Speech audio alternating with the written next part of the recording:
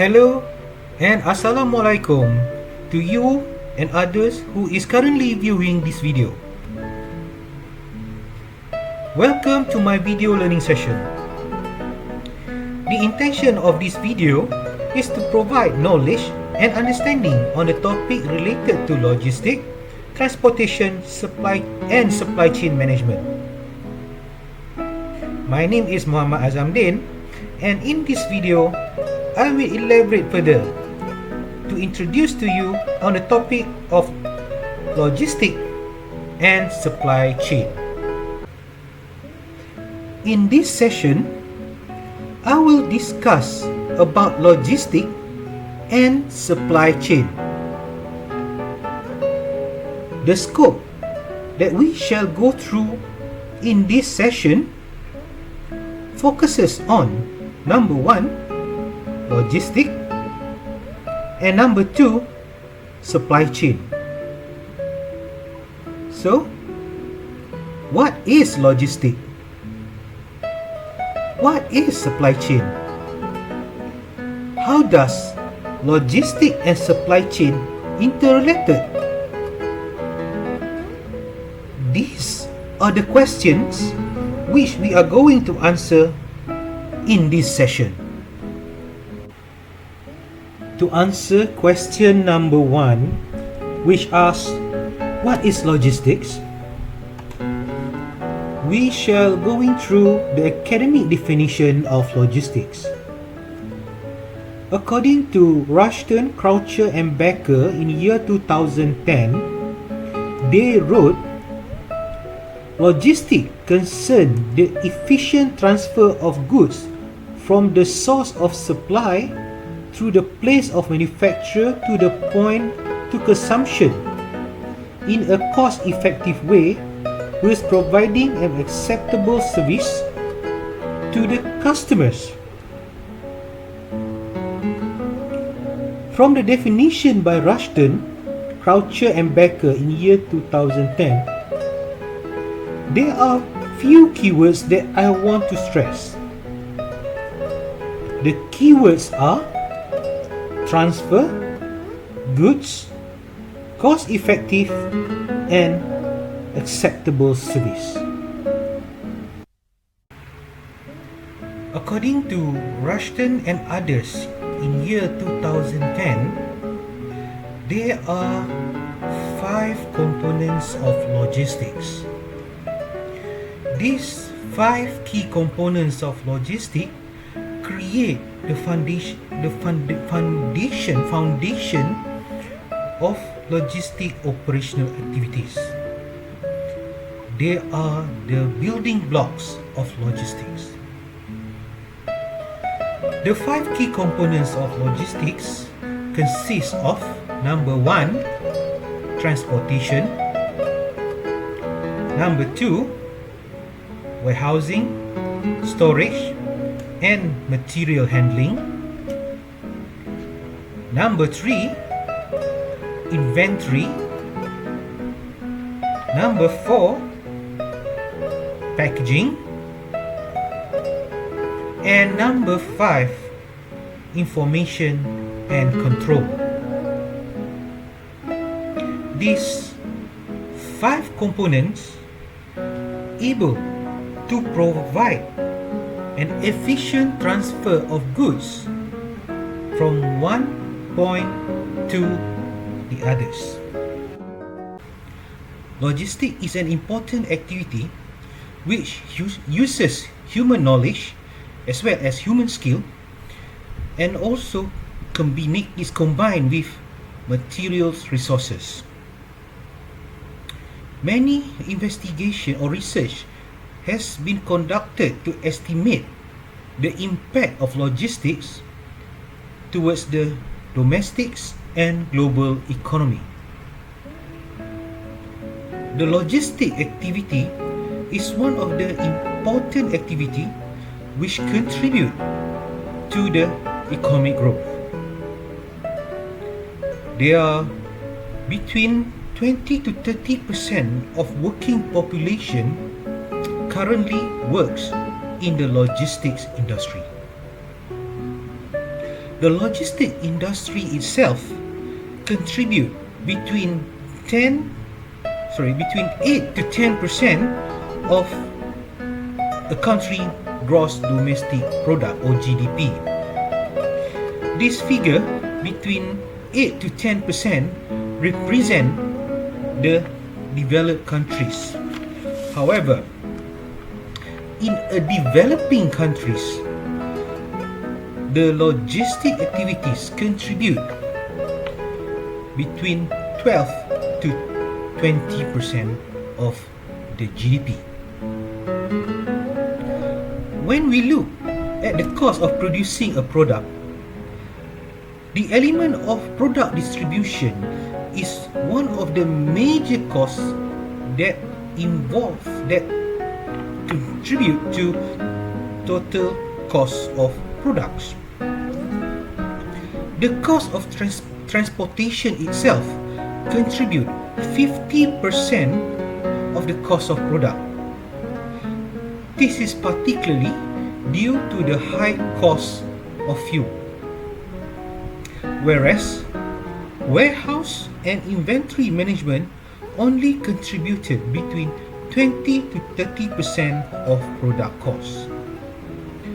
This indicates that the logistic activity is an important key component that contributes in the production and distribution of products. When we look at the logistics sector, we will see that logistics sector is a dynamic sector as well as industries. The structure of logistic costs which the logistic company place to their respective customers is varied. Such variation is range from being very short, that is, the cost is direct, or is very long, whereby the costs have many intermediaries or stock taking point. Now we can see that the manufacturers and retailers work hand in hand with third-party logistic providers. These third-party logistic providers has been engaged with manufacturers and retailers in distributing the goods for the manufacturers to the retailers. Engaging a third-party logistic companies is seen as a much cheaper approach compared for the manufacturer or retailers to have their own transport departments. After we look at the scope of logistics, it is now for us to look at supply chain. The supply chain is the second scope which I am going to discuss in this video. So, what is a supply chain? To understand the context of supply chain, let us look at the academic definition of supply chain itself. According to Bevershops and others in the year 2013, they discussed the connectivity among collaborating business organizations continues to drive new order of relationship is called supply chain. Whereas, according to Coyle and others in the year 2011, they suggested supply chain represent a logical extension of the logistic concept. It provides opportunity to view the total system of interrelated companies and their impact for the final product in the marketplace in terms of its price-value relationship. From these two definitions, I would like to stress the keywords which represent supply chains. The keyword consists of collaborating business, interrelated companies, and orders of relationships. This shown that supply chain is connection of business in providing one product to the market. It represents transformation of products from raw materials to end product that will be purchased by the consumers. Supply chain itself is an extension of logistical activities with many parties involved in the process.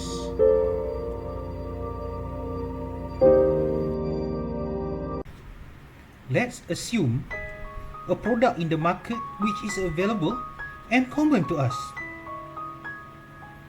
In this example, I shall illustrate it as a milk. Milk is a liquid drink which we could purchase in the market. It is easy to consume milk. Fresh or pasteurized milk come from cattle in the farm. As we know, these farm owners have a huge number of cattle in their possession. The farm is located at hinterland area. This area is far from the cities. How does milk from its sources at the farm travel to consumer in the cities? There are few processes involved in the raw milk to become pasteurized before it ends up at the shop's shelf. This raw milk will be collected by milk distributors. The milk distributors shall purchase such raw milk from the farmers. After such purchase, this distributor shall sell their product, which is the raw milk, to the milk manufacturers. Manufacturers of milk purchases this milk from the distributors in large quantities. They begin their production upon arrival of raw liquid milk in their premises.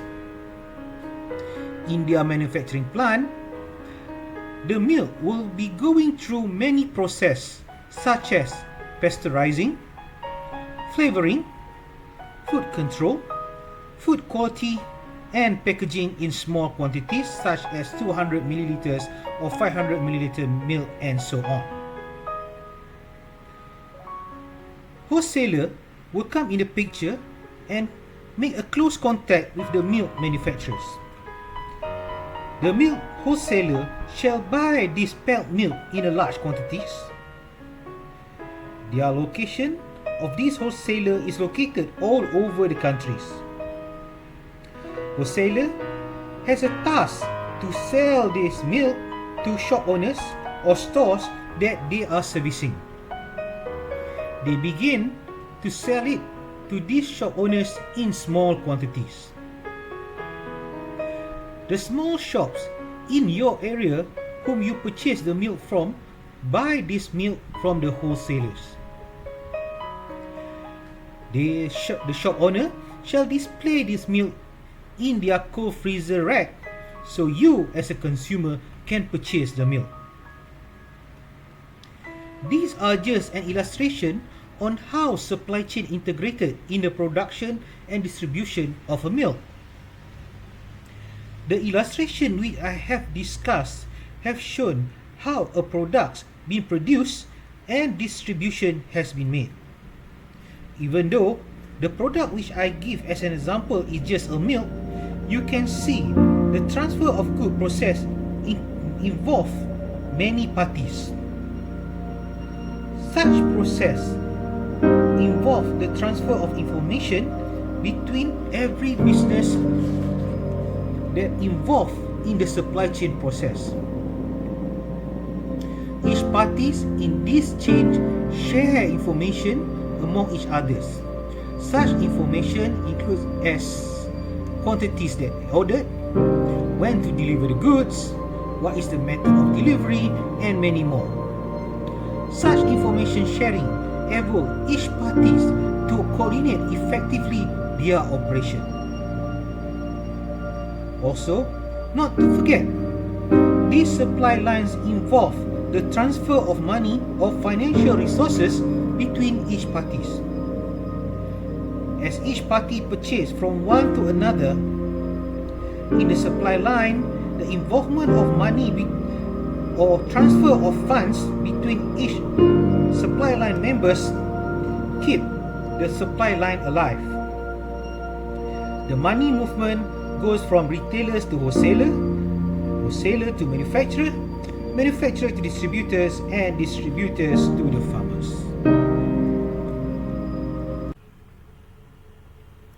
The concept of integrated supply chain recognizes that a complete system approach can be adopted for business operation and its supply chains. Traditional supply chain approach is much vertical or hierarchical in its operation. Each parties in the traditional supply chain approach works in silo without communicating with each other in the supply chain.